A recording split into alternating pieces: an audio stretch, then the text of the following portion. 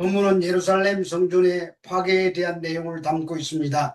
역사적으로 예루살렘 성전은 세 번에 걸쳐서 건축되었는데 첫 번째는 솔로몬 성전으로 BC 957년경 솔로몬에 의해서 건설되었고 그곳에 언약궤가 모셔짐으로 하나님이 임재하시는 성전이 되었습니다. 그러나 이스라엘의 타락으로 바벨론 포로가 되면서 그 성전은 무너지고 제2차는 스룹바벨 성전으로 스룹바벨과 학사들이 포로에서 돌아와 성전을 재건한 것입니다.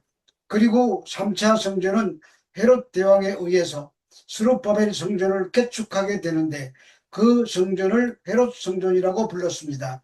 이 헤롯 성전은 BC 20년에 시작하여 예수님께서 부활 성천하신 후 BC 64년경에야 완성되었습니다. 그런데 이 성전은 성전으로서의 기능을 상실한 채 종교 기득권자들의 유익을 위한 장소로 전락해버리고 말았습니다. 마태복음 24장 1절에서 3절의 말씀입니다. 예수께서 성전에서 나와서 가실 때에 제자들이 성전 건물을 가르쳐 보이려고 나오니 대답하여 이르시되 너희가 이 모든 것을 보지 못하느냐? 내가 진실로 너희에게 이르노니 돌 하나도 돌 위에 남지 않고 다 무너뜨려지리라. 예수께서 감람산 위에 앉으셨을 때에 제자들이 종용이 와서 이르되 우리에게 이르소서 어느 때에 이런 일이 있겠사오며 또 주의 임하심과 세상 끝에는 무슨 징조가 있사오리이까? 성전으로서의 기능과 역할을 상실한 성전을 답답한 심정으로 바라보시던 예수님께서 더 이상 성전이 아닌 그 성전에서 나오십니다. 성전으로 기능과 역할을 상실한 그 무늬만 성전인 그곳에서 참된 성전이신 예수님께서 나오신 것입니다. 이제 그 성전은 껍데기만 남고 더 이상 성전이 아닌 것입니다.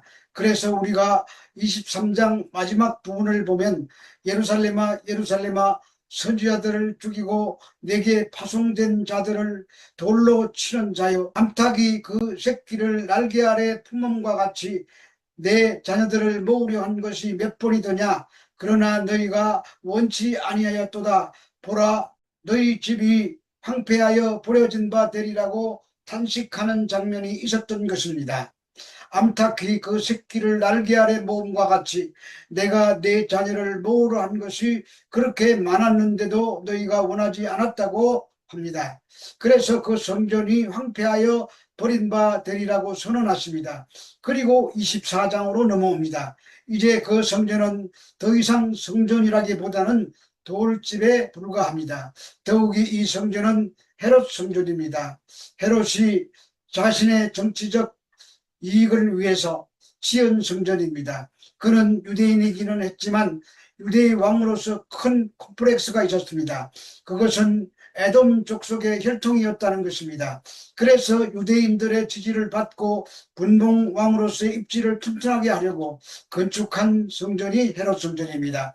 이 성전은 끝으로 보기에는 아름답고 장엄했습니다. 그것을 거대한 대리석으로 지어졌으며 금으로 꾸며졌습니다. 그래서 예수님께서도 성전 건물의 웅장함을 긍정하시면서도 더욱 강렬한 뉘앙스로 심판을 선언하십니다.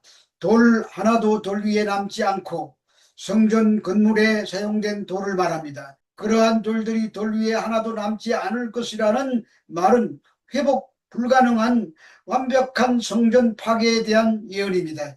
실제로 돌 하나도 돌 위에 남지 않는 심판은 AD 70년 로마의 티투스 장군에 의해서 역사적으로 실현되었습니다. 제자들의 반응이 심각해집니다. 유대인들에게 성전은 작은 우주이고 그것이 그들의 전부였습니다. 따라서 성전이 파괴되고 무너진다는 것은 민족의 멸망을 의미하는 것이며 세상이 끝나는 날이라는 의미도 있습니다. 그것은 3절에 언제 이런 일이 있겠으며 어떤 징조가 있는지 제자들이 심각하게 질문하는 것으로 알 수 있습니다. 그러나 예수님은 여기서 세상의 종말이 지금 온다고 말씀하신 것이 아닙니다. 예루살렘 성전이 무너질 것을 말씀하신 것입니다. 마태복음 24장 4절에서 8절의 말씀입니다. 예수께서 대답하여 이르시되 너희가 사람의 미혹을 받지 않도록 주의하라. 많은 사람이 내 이름으로 와서 이르되 나는 그리스도라 하여 많은 사람을 미혹하리라. 난리와 난리 소문을 듣겠으나 너희는 상가 두려워 말라. 이런 일이 있어야 하되 아직 끝은 아니니라. 민족이 민족을 나라가 나라를 대적하여 일어나겠고 곳곳에 기근과 지진이 있으리니 이 모든 것은 재난의 시작이니라. 제자들의 질문에 미혹을 받지 않도록 주의하라고 하십니다. 시대마다 미혹하는 자들이 등장합니다. 그들의 특징은 때와 시간에 집중하도록 만드는 것입니다. 1992년에 다미 선교회라고 하는 이단이 세계를 놀라게 했습니다. 그들은 교주의 예언대로 주님이 재림하신다고 하는 시간에 선교회 지하실에 하얀 옷을 입고 모여서 주님의 재림과 동시에 하늘로 휴거될 것이라고 믿고 기도하고 있었습니다. 방송국에서도 나와 중계를 하고 온 세계가 주목한 세상이 발칵 뒤집혀졌던 사건입니다. 그렇게 때와 시간에 집중하게 되면 현실을 놔버리게 된다는 것입니다. 그래서 집도 팔고 재산 다 정리해서 그 단체에 갖다 바칩니다. 잘못된 종말주의자들은 그것을 노리고 인간의 두려움과 약한 심리를 이용해 다 자기한테 갖다 바치게 만듭니다. 그래서 사도행전 1장 7, 8절에 마지막 때 징조를 예수님께 묻자 이르시되 때와 시기는 아버지께서 자기의 권한에 두셨으니 너희가 알 바 아니요 오직 성령이 너희에게 임하시면 너희가 권능을 받고 예루살렘과 온 유대와 사마리아와 땅끝까지 이르러 내 증인이 되리라고 하신 것입니다. 그런데 이런 예언은 항상 이중적 의미가 있습니다. 가까이는 그 시대에 일어날 일들에 대한 예언이면서 최후의 심판 때를 예언하는 것이기도 하다는 말입니다. 내가 그리스도라고 말하는 자들이 우리나라에도 수십 명이 있습니다. 난리와 난리 소문을 들을 것이라고 하십니다. 종말에 대한 소문이 흉흉해졌다는 말입니다. 인류 역사를 통해 보면 전쟁이 없었던 때가 없습니다. 전쟁은 항상 있어 왔습니다. 그래서 이런 일이 있어야 하되 끝은 아니라고 하십니다. 민족이 민족을 나라가 나라를 대적하여 일어날 것이라고 합니다. 기근과 지진이 있을 것이라고 합니다. 이런 일도 역사를 통해서 수없이 일어난 일들입니다. 그런 것들은 종말의 징조인 것은 분명하나 끝은 아니라는 말씀입니다. 학교에서는 때가 되면 시험을 칩니다. 그런데 신학대학 같은 곳에서는 감독이 없이 보는 무감독 시험도 있습니다. 그처럼 예수님은 이 땅에 오셔서 시험지를 나눠주시고 무감독으로 실험을 치르도록 시험 문제를 내주시고 가셨습니다. 그 시험의 내용은 어떻게 인생을 살 것인가에 대한 것입니다. 이 시험 문제는 쉬운 문제가 아닙니다. 그러나 그런 시험 문제를 푸는 가운데 하나님의 형상을 회복하고 인내를 연습시키고 연단을 통해서 점검같이 나오게 만드는데 하나님의 초점이 있습니다. 그 인생의 시험 문제 자체가 시험의 목적이 아닙니다. 기독교가 다른 종교와 큰 차이는 시작이 있고 끝이 분명하다는 것입니다. 하나님이 시작하셨고 그분이 끝내실 것입니다.